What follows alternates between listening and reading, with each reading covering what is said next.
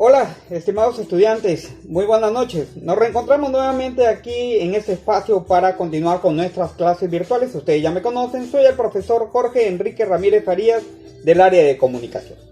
Muy bien, la clase pasada estuvimos viendo sobre el tema del artículo de opinión y conocimos algo sobre qué es un artículo de opinión, sobre sus cualidades, sus características.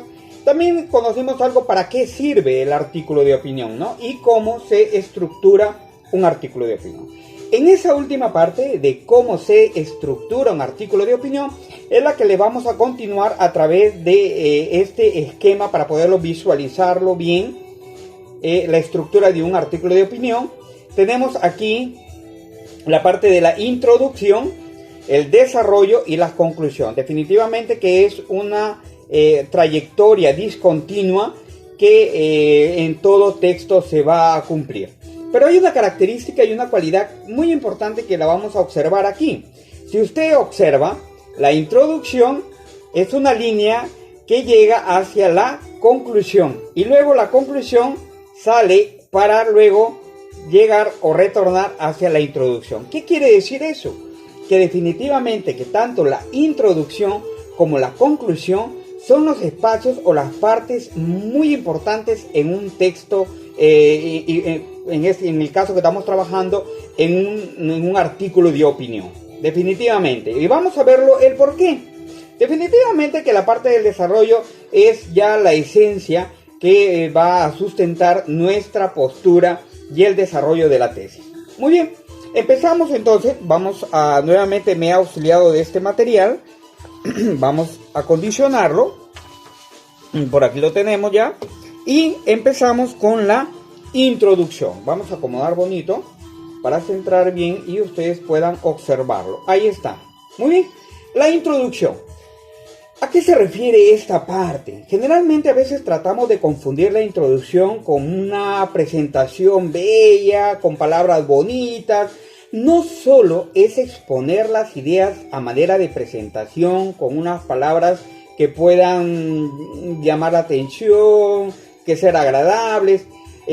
Claro, definitivamente las ideas, las oraciones conectadas a un párrafo, ya a la vez cierta articulación con el tema que estamos tratando.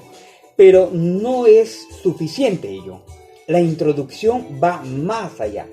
Y aquí les estoy presentando específicamente. Primero, miren, la delimitación del tema. Hay que tener cuidado en esto. Hay que buscar la particularidad del tema. En caso sea muy amplio, pues tenemos que particularizarlo. Es decir, hacerlo más preciso. Por ejemplo, si nosotros estamos hablando de un tema, el aborto, que es el tema que generalmente eligen los estudiantes, vemos y analizamos que el tema tiene muchas direcciones o muchos subtemas, se podría decir. Entonces nosotros podemos escoger una de esas direcciones. De repente la legalización del aborto. Entonces nos podríamos enfocar ahí. ¿Qué pasaría si nosotros cogemos un tema general? Al coger un tema general, nosotros estaríamos divagando en nuestros argumentos, ¿no? Entonces, de esta manera vamos a evitar que esos argumentos se dispersen sin ninguna dirección.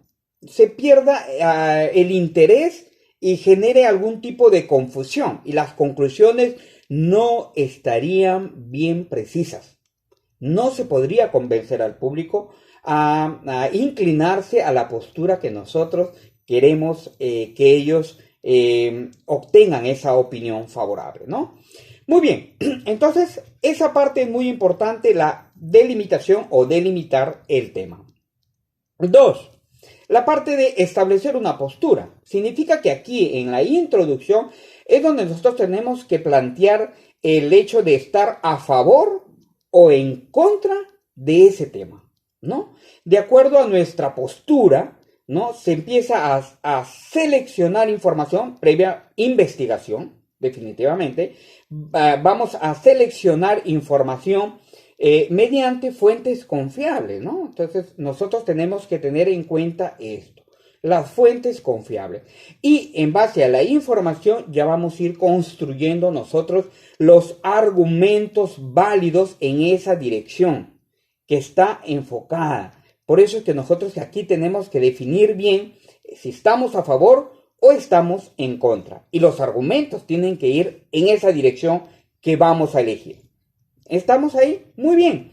Entonces, si nosotros estamos escogiendo el tema de la legalización del aborto, entonces podríamos enfocarlo, la legalización del aborto, en casos donde está en peligro la vida de la madre, ¿no? Muy bien, entonces podemos ahí ya definir una postura de estar a favor de la legalización del aborto. Muy bien, el otro significa plantear la tesis. Aquí nosotros tenemos que prácticamente ya la exposición de las ideas que vamos a sostener como verdad, ¿no? Aquella que queremos que los demás conozcan y convencerlas con nuestros argumentos y con las conclusiones finales que van a ser un respaldo sólido de la tesis, ¿no? Que estamos planteándola de una manera para que al final el público la valide y se incline hacia nuestra postura, que es la que queremos, ¿no? Tratar de convencerlos a ello. Muy bien. Por ejemplo, si la tesis, el tema que estamos trabajando sobre la legalización del aborto, pues la tesis tiene que estar enfocada ahí en el caso del peligro, exista cuando la madre tiene algún problema que pueda causarle la muerte. En este caso, pues se evitaría que la madre deje de repente en abandono otros hijos, ¿no? En orfandad otros hijos. Entonces, tenemos que plantear aquí la tesis de una manera muy precisa, a fin de que nosotros, nuestras posturas, nuestros argumentos, que los vamos a exponer ya en la parte del desarrollo, estén bien fundamentados, válidamente, es decir, con argumentos válidos y verdaderos. Muy bien. Hay una cosa que también podemos aclarar. La tesis sí se puede formular a través de una pregunta. Por ejemplo, ¿el aborto puede ser legalizado en nuestro país? Entonces, a través de una pregunta tentadora podemos plantear también nuestra tesis. Muy bien, entonces esa es la parte de la introducción. Se dan cuenta cómo es muy importante la introducción según nuestro esquema que habíamos planteado al principio, al inicio. Entonces, muy importante, vamos a acomodar aquí las hojitas, permítanme por favor, ahí están. Muy bien, entonces por eso decíamos que tanto la introducción como las conclusiones son aspectos muy importantes en un texto, ¿no? Muy bien, el desarrollo viene a ser ya el cuerpo argumentativo, ¿no? Aquí tenemos que ya exponer los hechos, es decir, lo que hemos investigado, la información que hemos investigado a través de fuentes confiables, tenemos que exponerlas aquí. ¿Cómo? Miren, aquí empieza ya la exposición de fundamentos válidos. Esos fundamentos válidos podemos manifestarlos en dos tipos de argumentos: los argumentos racionales y los argumentos emocionales. ¿Qué diferencia hay entre uno y otro? No podemos decir que uno es más importante que el otro. Los dos se complementan. Entonces, de esta manera podemos obtener una opinión favorable del público hacia nuestra postura y que nuestra tesis quede aprobada. Miren, los argumentos racionales se basan en cuadros estadísticos, en cifras, en datos que me van a servir como una base teórica, un sustento hacia mi tesis. Hay otra cosa que más me había olvidado decirles. Recordemos que cuando hablamos de tesis no hablamos de un proyecto de investigación como lo hacen nuestros estudiantes de institutos superiores, del SENAT y de la universidad, sino hablamos de una postura, ¿verdad? Un argumento válido queremos comprobar y decir que es viable. Muy bien. Entonces, por ejemplo, si estamos tratando sobre el aborto, podemos decir que estamos trabajando cuadros estadísticos sobre de repente el porcentaje de madres que han fallecido por causa del aborto. Dos, de repente, viendo la otra postura, la cantidad de hijos o niños que quedaron en orfandad a través del fallecimiento de la madre. Muy bien, algo ahí. En argumentos emocionales ya va a apelar a otro tipo de interés, ¿no? Ya va a despertar las expectativas, va a despertar la parte emocional en el lector. Por ejemplo, si nosotros nos ponemos a pensar qué serían de esos niños que quedaron en orfandad. ¿Qué sería de esos niños que quedaron sin su madre?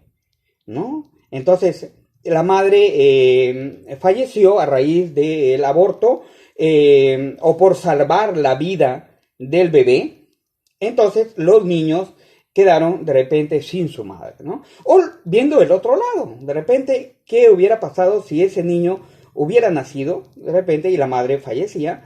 Y ese niño, ¿qué futuro hubiese tenido, ¿no? Como el Papa Juan Pablo II, que se libró de un aborto y miren qué personalidad tuvimos, ¿no? Muy bien, eso significa los argumentos emocionales que al complementarse obtendrían buenos resultados. Recuerden eso. Luego, 3. Los antecedentes. Sería importante que aquí podamos plantear en el desarrollo algunas opiniones o declaraciones de algunas personalidades que han realizado este tipo de investigaciones y que están dentro de nuestra postura, enmarcadas de nuestra postura. Y nos sirve para sustentar nuestros o validar nuestros argumentos y convencer más rápido a nuestro público. Finalmente, vamos a avanzar. Tenemos ya las conclusiones. A ver, vamos. Con el tiempo, que está avanzando el tiempo. A ver, aquí está. Fundamentos válidos. Ah, miren, justo lo que les estaba hablando, ¿no? De los fundamentos racionales, para que ustedes lo tengan una visión de ello. Los fundamentos racionales y los fundamentos emocionales. Los que decía que de una u otra manera tienen que complementarse y eso ayudaría bastante a que su tesis sea validada por el lector, por el público. Por último, aquí estamos avanzando con el tiempo.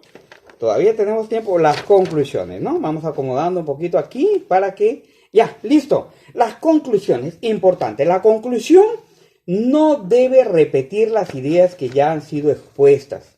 Se perdería ahí un poco de lo que es la formalidad, la seriedad del artículo de opinión. Entonces, evitar repetir ideas que ya han sido expuestas en las conclusiones.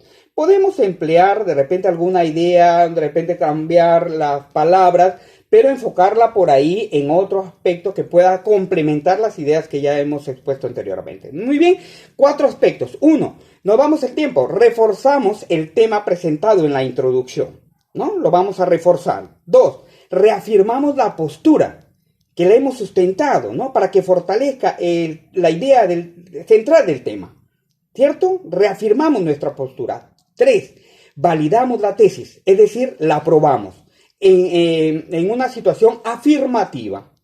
Y 4, planteamos sugerencias. Esto es opcional, ¿no? Significa llamar a concientizar al público, a las personas, sobre el tema que hemos elegido o nos estamos direccionando ahí, ¿no? Es decir, llamar a la conciencia del público para que puedan prácticamente validar nuestra tesis y aprobarla.